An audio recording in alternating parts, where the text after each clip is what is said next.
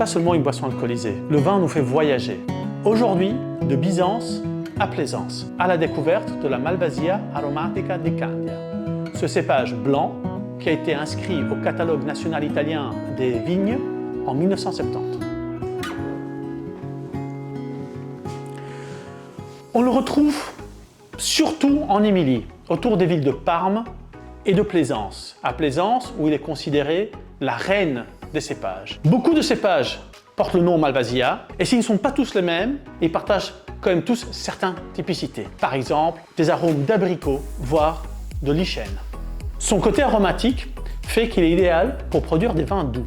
D'ailleurs, son nom, Malvasia, dérive du nom d'un château fort dans le Péloponnèse, en Grèce, là où les Byzantins produisaient un vin doux qui a été popularisé partout en Italie et en Europe par les marchands de Venise. Venise était pleine de bistrots qui s'appelaient des Malvase, là où on pouvait aller goûter ce vin qui venait de Byzance.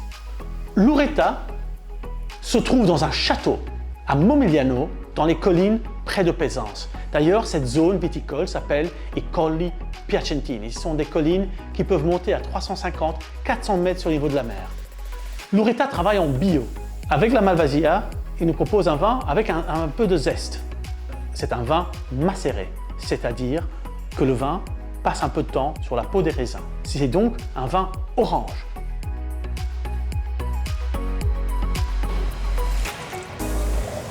Qu'est-ce que vous sentez au nez? Moi, j'ai davantage des arômes de litchi en premier nez. De sel, quelque chose d'assez riche peut-être, ensuite un peu d'abricot.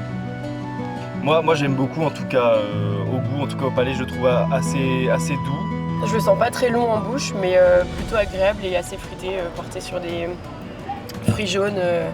Effectivement, ce sont bien ces senteurs-là qu'on retrouve dans ce vin. Donc on goûte les agrumes, on goûte l'abricot et quand même une légère amertume en arrière-goût, peut-être un arôme de cèdre.